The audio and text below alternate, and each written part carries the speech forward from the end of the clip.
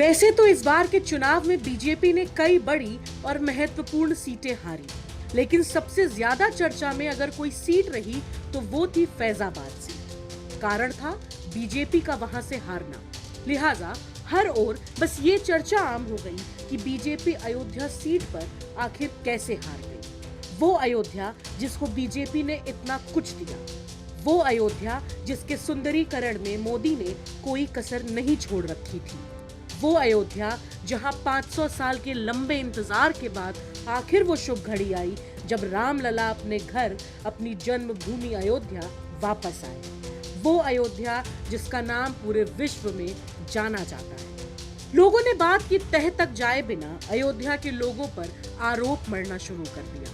अपने अपने जजमेंट देने लगे कि अयोध्या के लोग धोखेबाज हैं। लेकिन ये कहानी का एक चेहरा है।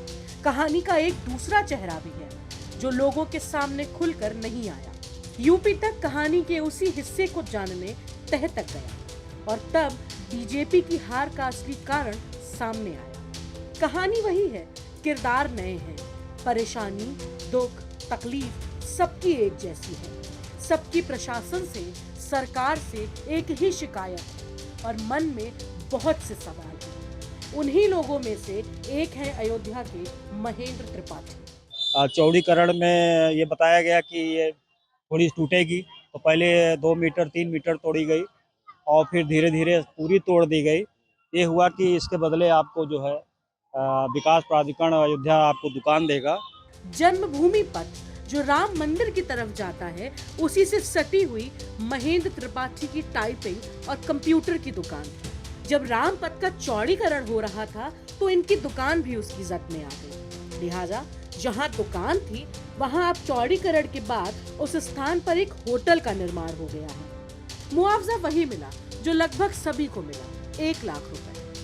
दुकान के नाम पर कड़ी मशक्कत के बाद जो दुकान अलॉट की गई, जब उसको लेने गए तो विकास प्राधिकरण की शर्तें सुनकर माथा चकरा गया। शर्तें कुछ ऐसी थी कि 15 लाख से अधिक पैसे जमा करने थे। इन पैसों के साथ जीएसटी और दुकान लेने के समय कागजी खर्च भी देना था। लेकिन इन सबके बाद महेंद्र त्रिपाठी को सबसे बड़ा झटका तब लगा जब इसके बाद भी दुकान के लिए लोन लेने वो बैंक गए तो पता चला कि विकास प्राधिकरण की शर्तों के अनुसार दुकान तो उनको 30 साल के लिए ही मिल रही है और उस पर मालिकाना हक विकास प्राधिकरण का ही होगा, तो इसलिए लोन भी नहीं मिला। यूपी तक से बातचीत में महेंद्र त्रिपाठी ने जो बताया वो आप भी सुनिए। चौड़ीकरण में ये बताया गया कि ये थोड़ी टूटेगी, तो पहले 2 मीटर 3 मीटर तोड़ी गई और फिर धीरे धीरे पूरी तोड़ दी गई।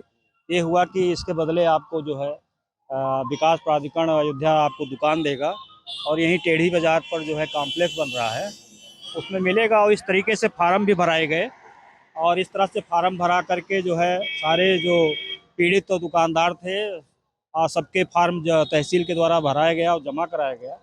और उसके बाद साल 1.5 साल के बाद फिर ये आया कि जो है आप लोगों को दुकान जो है अब दे दी जाएगी। तो बड़ी खुशी हुई, हम लोगों ने एक दूसरे को बधाई दिया, मिठाइयाँ बांटी। लेकिन जब दुकान के लिए हम लोग गए तो विकास प्राधिकरण ने जो हम लोगों को एफिडेविट दिखाया कि ये इस एफिडेविट के तहत आपको दुकान मिलेगी, तो देख के हैरान और परेशान हो गए। उसमें हैरानी की वजह क्या थी? ऐसी क्या शर्तें थी? उसमें शर्तें तो इस तरह से थी। सबसे पहली बड़ी शर्त थी कि आपको जो है पेमेंट जो करना है वो पूरा पेमेंट करना है। यानी हमें जो पेमेंट करना था 15,24,706 रुपये, 15 लाख जो है 24,706 रुपये हमें तत्काल जमा करना था। वो भी 3 महीने के अंदर जमा करना था। उसके बाद उसकी जो आगे की फॉर्मेलिटीज है, रजिस्ट्री कराना, जीएसटी कराना, बिजली का कनेक्शन का करना, वो सारे हमको अलग से अदा करने थे। तो मुझे लगा लगभग 20 लाख हमको देना पड़ेगा। लेकिन जब उसके हमने पूरे फॉर्मेलिटीज पढ़े तो पता चला कि आपको मालिक नहीं बनाया जाएगा दुकान को, आपको विकास प्राधिकरण लीज पे देगा और मालिक उसका जो है विकास प्राधिकरण होगा। यही वजह से हमने सोचा कि कहीं से हमें लोन मिल जाए। लोन लेने की हमने बहुत कोशिश की, लेकिन उस पर पता चला कि मालिक तो विकास प्राधिकरण है, तो आपको लोन मिल नहीं सकता। इस वजह से बहुत परेशान हुए।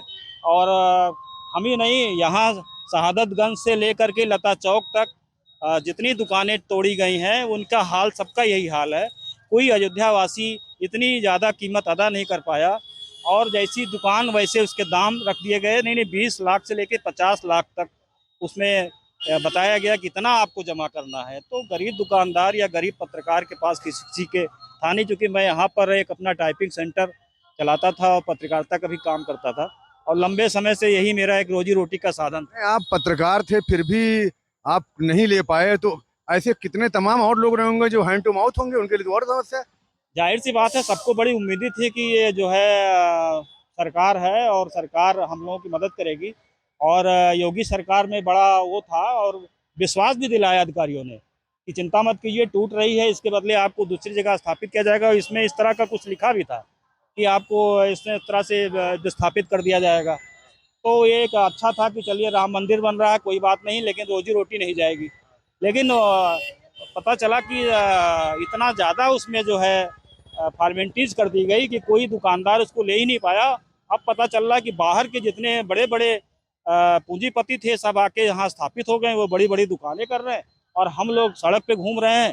कहीं कोई हम लोगों को व्यवसाय करने का कोई एक जरिया नहीं बना है, और रोजी रोटी के भी संकट आ गए, और इस वजह से हम लोग बहुत परेशान हैं। आपको बता दें कि अयोध्या से सपा प्रत्याशी अवधेश प्रसाद ने भाजपा प्रत्याशी लल्लू सिंह को लगभग 50,000 वोटों से हराकर जीत दर्ज की थी। अयोध्या से बनवीर सिंह की रिपोर्ट, यूपी तक।